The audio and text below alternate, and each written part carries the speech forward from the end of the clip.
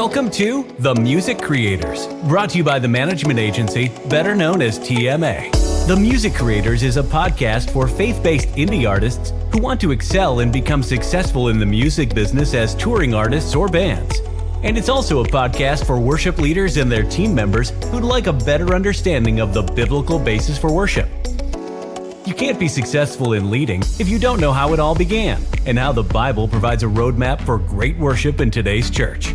Join us as we explore how these two courses intercept along the way. Now, here's your host, Gary Stripling. And thank you, Mr. Announcer.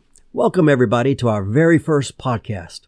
I'm so excited to launch this as I've been praying about it, thinking about it, and quite honestly, my wife really challenged me last year to get it going, so I really appreciate her and her for being my biggest cheerleader. As we get started today, I want to remind you to subscribe to this podcast wherever you get your podcast from, whichever media platform, and share it with your musician friends, whether they're touring artists, solos, bands, worship teams, worship ministers, anybody that might have an interest in the music ministry overall. Also, I really welcome your comments on each episode. You can go to tmamediapodcast.com and you'll see the latest episode on page 1, and you can always click there and go to the bottom of the page where you can make your comments. And I really love some feedback from you, some questions, some comments, and that helps me kind of prepare for the next week as well. So today I want to provide you with an overview of what we'll be covering in these podcasts going forward.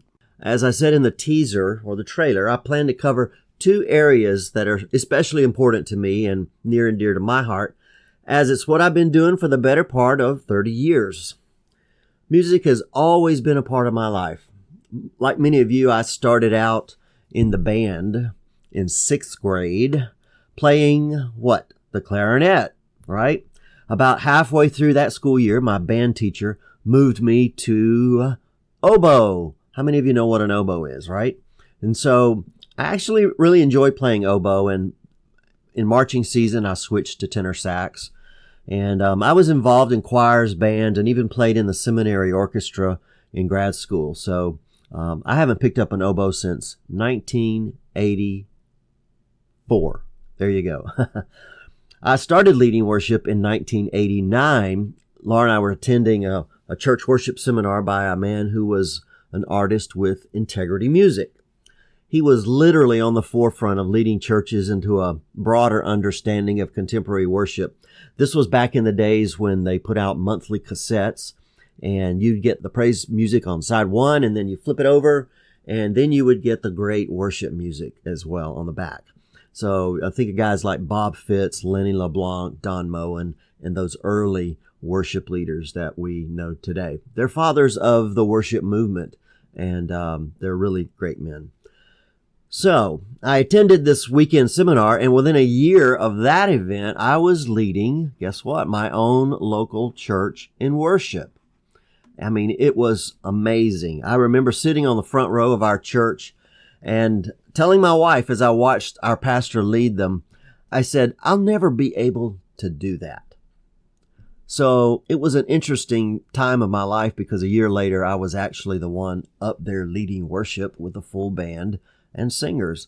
I led from a piano or a keyboard back then, and it was great. I learned on the fly, but I got a lot of great foundational teaching from some of these men I just mentioned. So since that time, I've had just a super privilege of serving many churches and ministries over the years as a worship leader, a minister of music, and sometimes a choir director. I've seen worship ministry, as we started out 3 decades ago, evolve to what it is today in the local church. And man, it is nothing like we saw back then. It has really, really evolved into something most people wouldn't recognize it. So I feel like I've got a really firm biblical foundation in my faith from not only my studies in seminary, but also an understanding of the worship ministry, because we just delved into anything that we could that would help us gain a better understanding of what we were supposed to be doing. So one of the areas that I want us to talk about in these podcasts coming up has to do with how do we have balance in a full-hearted, genuine encounter with the living God in worship and appeal to today's generation who are really sensory oriented. You've got to bombard their senses with stuff in order to get their attention. But we don't want our services to take on a concert-like appearance or experience. So that's one of the things I'd like to discuss with you guys as we go along here. I would love to hear what your thoughts on that are. Kind of hold off on that because we haven't gotten to that point yet. I want us to pursue these in the next few episodes, but I also want us to talk about those artists and bands who are called beyond the local church to share their ministries with the world and how they can become more relevant in today's industry. The music industry is huge, and it's not what it looked like 10 years ago or even 5 years ago. And the pandemic really changed a lot of the way things are done nowadays. And so we're going to talk about bands, artists, singers, soloists who are out there who are trying to find relevance, but also maybe just need some help navigating through the music industry. I mean, it's a big machine. It's a lot different today than it was 10 years ago, maybe even 5 years ago. And the pandemic really changed the face of the industry and how things are done. And what we've tried to do over the past 17 years since I started TMA is to level the playing field for artists and bands so that they can have the same opportunities as a labeled artist. And yeah, it's going to take a little more work and more money to do that, to invest into yourself and into your career as a touring artist or band. But at the same time, you own the product. You are the product and no one owns you. The label doesn't own you or your music. So you don't lose creative control of what you have created and the music you've written and so forth. And so what I like to do is sit down with an indie artist or a band and say, okay, here's where you are. Here's where you need to be in terms of the industry standard of the way the music works. And then here's how we get from A to B, how we take you from where you are to where you should be.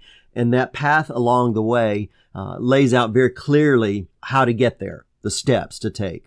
One of the things I've found that artists really have a hard time doing is doing things in the right order, doing all things in order. They like to record something and get it out there on iTunes and, hope for the best. Trust me, anybody can put anything on iTunes anymore. I mean, there's practically no filters about what can be released to a digital streaming service. And so we have to look at where we're going and say, okay, yeah, I need digital distribution, but I also need radio. I also need some live performances now that the pandemic is pretty much over. I also need a good, solid marketing plan. And so those are the kind of topics that we're going to talk about in these podcasts. We're going to take each one of those separately. And so one week we might be talking about the worship ministry and its biblical foundations. And then the next week we may talk about marketing. We may talk about how to get a successful photo shoot, the things that go into making the artist more palatable to the consumer out there. And along the way, I'm going to share with you 3 different groups of folks that you want to make sure whatever you're doing appeals to all 3 of these groups in order to be successful. So that's kind of the direction that we're going to be going in. And I think you will enjoy it. One of the things that's been the most exciting and rewarding things for me over the past 17 years since I started the management agency is the consultations. And I know a lot of people will write me or they'll email me or call me or text me and say, hey, I really like what you offer, but I don't need a consultation. I'm a little further along than that. And so thanks, but no thanks. But can we still work together? Can you still sign me? And the answer is no. And here's why. When God downloaded the business plan into my heart and in my mind in 2005, I knew then that there were some very specific steps that I was to take in order to be successful in what God wanted me to do and how He wanted me to do it. And one of those was to develop relationships. And I just really feel in my heart that a relationship between an artist and a manager is super important. I mean, you can't not have an artist-manager relationship if you or signed with a label or a manager and expect to get successful results as you go along. You have to develop the relationship. And so one of the ways that God gave me to do this was He said, I want you to go to their homes, wherever they are in the world, sit down at kitchen tables and drink coffee and get to know them, get to know their family, find out what makes them tick, so that if they do decide to move forward, then they've got a relationship on which they can build. And so it's been a non-starter if somebody says, well, I don't need that, or I don't want to do that, or I don't want to invest in that. And I tell them, well, I'm sorry, this is non-negotiable. And so we do the music management consultations where I fly to wherever the artist is or the band. I mean, I've been to over 33 countries at this point. The farthest I've flown for a consultation was Sydney, Australia, and that's a long trip. But it was very fruitful. I had a great consultation there. I've been to Africa, Central America, all over the United States and Canada, consulting with artists and bands. And so it's been very, very fruitful going forward if they sign with us. So it's important that that relationship become the basis for our work going forward. And so once that's established, we can get down to the business of the music industry. And so a lot of times we'll start with the question, can I do better? The artist or the band will say, can I do better? And sometimes that question should start out with how can I do better, and ends with what can I do better? One of the biggest holes in the plan that keeps artists from being successful as they'd like to be is radio. I'm always surprised when I meet an indie artist and one of the first topics they want to jump right into is radio. I mean, we'll be going through the mission statement. We'll be going through their discography. I'm gathering lots of information, but they keep interrupting me. Well, what about radio? How do I do radio? How do I get my song on radio? And so it's not as complicated as it seems. But if you don't know how to navigate through those radio waters, then you might drown or get so frustrated you just give up. And so all of our artists and bands release new music, and their marketing plans always includes a radio drop. In fact, I spend a lot of time with the artists developing a timeline with them on how to do what in the right order so that they get the maximum output of their investment, or ROI. And what I've found a lot of times is that artists like to do things, or they don't like to do things. Maybe they just do it. They do things in the wrong order. So one illustration that I use has to do with a garage band of guys who started playing together in high school in their dad's basement. And so their family, their friends, the kids that they go to school with love their music, and they're local. They're the best thing ever. And so they play all the local proms, the special events, and they have quite a following. So they decide, hey, everybody likes us, and they're asking us if they can download our music or if we have a CD or of any kind. And so let's make a record. And so they do that. They put together a Pro Tools rig in the garage, and then they record their music. One of the guy's cousins loves to draw album art. Another guy's sister likes to take photos, so they get her to take the band pick. They package it all up together, submit it to disc makers and CD Baby, and suddenly they are a published and recorded band. But nobody thought about radio. They thought it was out of reach. So when they get those CDs back, and really nobody's ordering CDs at this point, except for maybe a few. But once they get those back, they've got boxes sitting in the garage in a corner gathering dust. And so they're not getting calls to play anymore because everybody already knows them, and they pretty much exhausted the local music scene. And of course, they're not on the radio, so nobody outside that local music scene knows anything about them. They're anonymous, and they're competing with a lot of artists who are putting out better music, better produced music, that people in the industry, we can recognize it. We can tell a good demo from a good recording, a good production, the mastering, the mixing, and so forth. And so what we want to do is go back to square one and say, okay, what did you do wrong, and how can you do it better? And so they wonder why they're not successful. Well, that's why. They come to me pretty frustrated and not really understanding what they did wrong. So it's not so much that they did anything wrong, but they did it in the wrong order. You first need a marketing plan. If you don't have a plan, how do you know when you reach your goals? And so I like to sit down with them and develop a linear plan where we go through from start to finish. We start with where they are now, and the finish line is what they hope to achieve. And then along the way, I identify industry standards in these 7 or 8 different areas. And at that point, they say, okay, well, we had our cousin do a photo shoot for us. And she's a wedding photographer, does beautiful work. And automatically red flags go off. I said, wait a minute. Just because somebody's a wedding photographer doesn't mean they know how to shoot bands or artists. And so that's something that we have to dispel right away and deal with that. They don't have a brand. They don't have a logo. They don't have a color scheme, nothing to set them apart in the marketplace from anybody else.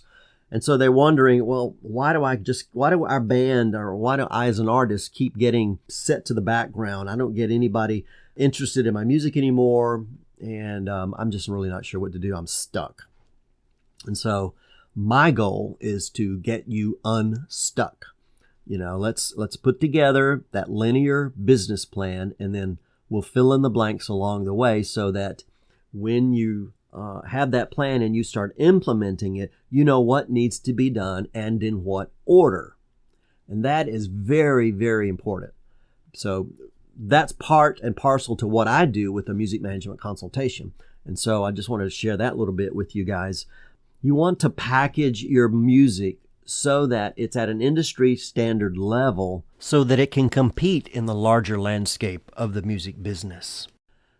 Okay, so here's my commercial, the only commercial we'll have in this podcast, at least for today. If you want more information about the music management consultation, then go to our main website, themanagementagency.com, and there's a Contact Us button up at the top right. Click on that, go to that page, fill out the form, and then I will send you another long email with a lot of information in it, and then we can decide what your next steps might be. And so it doesn't cost anything to fill the form out, just a little time. And then you'll be glad once you get my long email. And trust me, it's long, so you need to make sure you read the whole thing, and then we can decide what you want to do next. I also want to let you guys know that we'll be offering premium content for subscribers beginning in May. Right now, the Friday podcasts are all free. It doesn't cost you anything. But in May, we're going to be offering some premium content that you won't hear here. And that might include some interviews. It might include some guest appearances by some folks. And so that will be a paid subscription, but it won't start until May. But these Friday podcasts are always going to be free. So watch out for that coming in May. So I mentioned in the trailer or the teaser for this podcast that we would be exploring both areas of worship leading as well as being successful in the music industry as a touring artist or band. And then we would see how these two paths cross over into one another, or rather, we could put it better by saying, what do they both have in common with one another? And I think that's pretty fairly self-evident.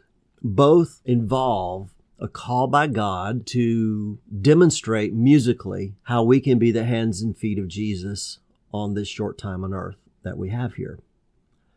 And so some are doing it, leading the congregations in which they put together a team of folks. They've fully vetted them out, hopefully, and made sure that they are there for the same reason the leaders are, and that is to exalt Christ through their music. And so worship leaders and their teams and their bands are doing that, which is pretty obvious. But what about the indie artist? You've got a concert or you've been invited to play at a festival. Hopefully some of you will be playing at festivals this summer as we get back to the swing of things after the pandemic. But how do you look at an artist or a band, Christian artist, CCM artist, hard Christian rock, whatever genre within the Christian sphere of music, and how do you look at them and say, okay, they are glorifying God, or are they? And so that's a really important thing that anybody in the industry, anybody in Christian music should ask themselves first and foremost. In fact, that's one of the things, as I mentioned earlier, that we talk about when I meet with artists and bands and we discuss their mission statement. The question being, why are you doing what you're doing? And if the core reason isn't because you want to glorify God through your music, then something's off kilter here. It's funny because I'll sometimes get an artist say, what's your mission statement? Oh, that's easy. It's to glorify God through my music. Well, no kidding. No offense, but we all do that. But we want to delve a little deeper into why you're doing this. What makes you feel called to do this? Is it some special word that you had from the Lord, or an inspiration? What inspired you to do this? Why in particular Christian music? Why do you want to be a touring artist or a band when there's so much out there that has to be done to be successful as a touring artist or band? And so those are some of the questions that we ask that group of people. And so do they intersect with the worship leaders? Sure they do. Sure they do. Because both groups are called by God, endowed with talent by God to demonstrate His love and to become His hands and feet on the earth. And so both of them have a lot in common, and yet there are distinct differences between those two groups of people. As a worship leader, you're tasked with leading others. You have a team, you have vocalists, you have a band perhaps, and you are leading a larger group in the local church. And so your goal as a worship leader is to take the congregation on a journey. I like to say it this way. You take them on a journey from point A to point B, A being when they first start in the service, when you are just getting things going, and B is the ultimate goal of being in God's presence to the point where when you leave His presence at the end of the service, well, not literally leave His presence, but, when that time of worship and praise is over, you're transformed in some manner. So we want to see how the worship leaders take their folks from point A to point B on a journey so that by the time they come out from point B, somehow they've changed. God has somehow touched their hearts or healed them, spoken directly to them about something they needed to do, tell them someone they need to pray for. And so the worship leader's tasked with taking the congregation on that journey. And so everybody on his team needs to be aware that that's what they're doing. Everybody from the sound tech to the bass player to the keyboardist to the singers to the main guy out front or woman out front who are leading worship. They are all worship leaders because they're part of the bigger team that's taking people from point A to point B so that a transformation occurs during that time of worship. And so a touring artist or a band is a little different, although there are some worship leaders who I've met with over the years who, while at the same time wanting to lead worship in their local churches, they also feel a need to go out on their own as a solo artist. And that becomes a little bit stepping into some gray areas because you don't want the performance side as a single artist to bleed over into the music and the worship leading side in the local church. And by the same token, I've watched bands at festivals. I've watched them play a great set. Say they're a Christian rock band, and they play a great set, but in the middle of that set, they all of a sudden stop what they're doing, and they start leading worship. And the whole crowd out there is looking at them. Wait a minute. We were just jamming out here to your music, and now you want to lead us, into some quiet worship? Really? You had us in the palm of your hand and we were rocking, we were getting the message, and then you suddenly stop everything and you want to sing the Revelation song? I mean, you've lost your audience right there, and getting them back is going to be difficult. The point being, stay in your lane. If you're going to rock out to your music, or I don't care if you're CCM, if you're Christian country, whatever it is, stay in your lane. Unless you can effectively segue into a part of your set that could contain some real vertical worship rather than just a horizontal experience with your crowd. And so that's the whole point. We want to make sure that everybody stays in their lane, and when they do cross over, they have to be super careful that they don't take one into the other and get it all mixed up, because that could be very confusing for the individual that's doing that. I mean, if you're a touring artist, you've got a record out there, you're doing some festivals or some special music when you're not in your local church. And when you're in your local church, and all of a sudden you've got this complex because you thought the local church should accept you just like the crowds did at the festival you played last weekend. And so that can play with your head and your heart. And so we want to avoid that if we can. I'm not saying that if you are a touring artist or a touring band, an artist leading a band, that you should not have a role on your worship team or the lead role of a worship team in a local church. I'm not saying that at all. I'm just saying be careful, because one of the biggest threats to the enemy is worship. And anything he can do to thwart us from leading others from point A to point B in worship so that they experience a transformation in the presence of God, he'll do it. And the biggest dart the enemy has for worship leaders is he wants to explode your ego so that you become the number one draw. You're the guy or the lady that is leading people in worship. And that's why the church is growing, because you have such a dynamic way of leading the worship team and whatnot. So you want to keep your ego in check. In fact, there should be no ego in worship leading whatsoever, because that's where the enemy is going to attack you the most. And I think the same thing holds true for a touring artist or a frontman for a band, because the tendency can be to lose yourself in all the adulation that you receive from your fans and from, the little 12-year-old girls who are screaming up and down in the front there because they love your music. You don't want that. You don't want to feed that ego, because the humility with which you approach the task that God's given you will really come through in your music. You want the sincerity in your heart of why you've been called to do what you do to really come out during your quote unquote performance. And so that's really important.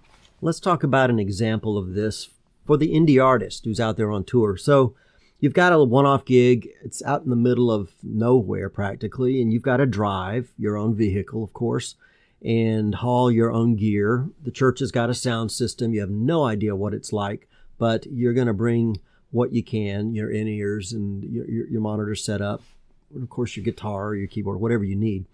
And you are expecting maybe 400 people to show up for a love offering event. So you get there and the pastor tells you, we had a snowstorm yesterday and people are iced in, and we'll be having a smaller crowd than we expected. And so by the time the gig starts, you've got 150 people in an auditorium that seats 400, and you're going to wonder, what am I doing here? And so at this point, your attitude can take and diverge into two different directions. So the first direction it could go into would be, you look at it and you say, well, you know what? I'm here to bless God and to minister to Him and to His people, whoever happens to show up. So I'm going to give it my all and, trust God for the rest. And so you do. You give it your all. You pour your heart out. People are touched. I mean, it's just a great and meaningful concert on a Friday night in No Town, USA, where it's been snowing. And so at the end of the night, they take up a love offering and they give it to you in an envelope. They feed you a good hot meal. Your merch sales are super good. And you get back to your truck and you realize, wow, they blessed me over what I asked for a minimum. That was a blessing. Thank you, Lord, for that. Or it could diverge into a different set of circumstances that will really show where your heart is. You could get there and they say, well, we've had a snowstorm. We expected 400, but maybe 150, including staff, may show up. But we don't have to do this if you don't want to. And you're like, well, yeah, that's why I drove here. We're going to do this. And so you go through your entire set list. You have your nice little concert. The merch sales are are okay. They're not great. They give you Subway for dinner, not a hot meal. And the love offering that they took up is exactly what came in the plates during the service or the concert, and no more. And so at that point, you get back to your truck and you look in the envelope and you say, hey, man, are you kidding me? This is what I did all this work for? Just for this? Oh, come on. And that shows where your heart is. The first guy was grateful that he had an opportunity to share his heart for the Lord and to perform for an audience of one. You've all heard that before. And God blessed him. God blessed him immensely. The second guy, he just saw it as a burden because there weren't enough people there, he thought, to make a difference. So he just kind of went through the motions, through his routine. And, at the end of the night, he was not impressed. He was not blessed. And he came away with just a really sick feeling in his stomach of, why am I doing this? Why am I wasting my time doing this, for 50 or 60 people? So that becomes the basis for his next decision going forward. How am I going to do this? How can I support myself or my family doing this? Is it really worth it? And at this point, both of those scenarios, the artist in both of those scenarios has to ask themselves, why am I doing what am I doing? They have to know deep in their heart what they've been called to. In other words, they have to go back to that mission statement and revisit it and say, okay, Lord, why am I doing this? Well, okay, I understand it. And then they recite that mission statement back to themselves, or they remind themselves of what they're doing and why they're doing it. And then they ask the Lord to, make my heart right as I continue to do what I'm supposed to do. So it's all about knowing your foundation and why you do what you do, which is embedded in a very important mission statement that you must have at the outset. And if you go on all this time without one, you need to develop one right away. Then you've got the worship leader who can go through the, quote, set list for the church service with his eyes closed. He knows the songs, he knows the segues, he knows everything that's supposed to happen, when it's supposed to happen. He does no prayer in preparation for the service because he was tired and, the kids were rowdy this week and he didn't have a really good rehearsal on Thursday night. So he just goes through the motions. And at the end of the service, everybody's, looking at him like, okay, thank you. Have a seat. We'll talk to you later. The congregation is just, they've not been on that journey, as I was talking about earlier. They've not been in God's presence where they go from point A to point B.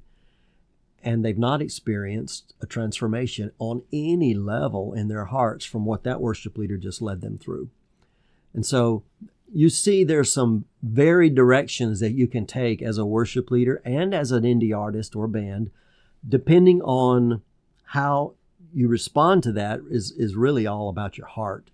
That's going to determine, how you relate to everybody around you and how you think things have gone for you. The word tells us out of the abundance of the heart, the mouth speaks.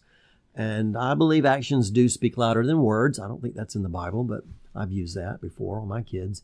And so, how you conduct yourselves, the manner in which you think and talk about whether you had a good night according to you or a bad night according to you is really going to make a difference going forward. And that's the kind of thing that we want to keep in check at all times to make sure our attitudes are right, to make sure we understand why we do what we do, and to make sure that above all, God is glorified regardless of the crowd. If there's one person, whether there's 300 people or 1,000, it doesn't matter.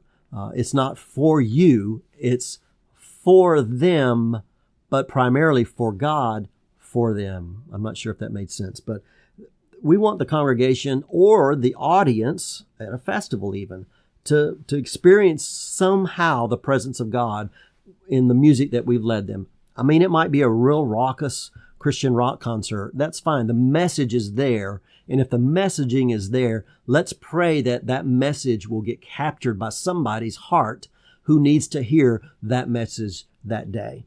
And if we're in a local church, let's pray that from point A to point B, somebody got transformed by the presence of God, and therefore they can, go out and have a great week and treat their kids and their wife better.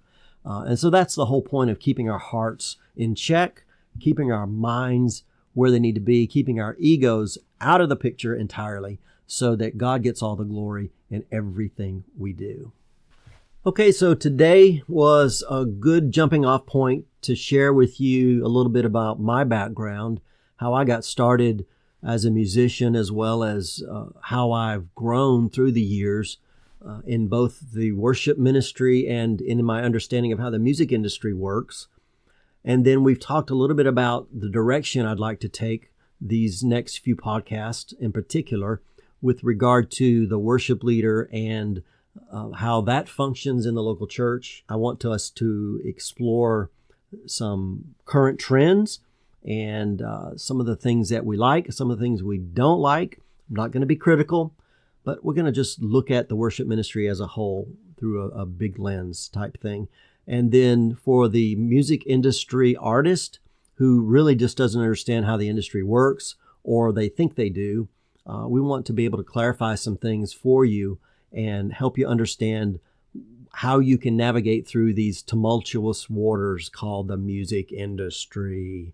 It can be daunting. It really can. And so that's where we're going.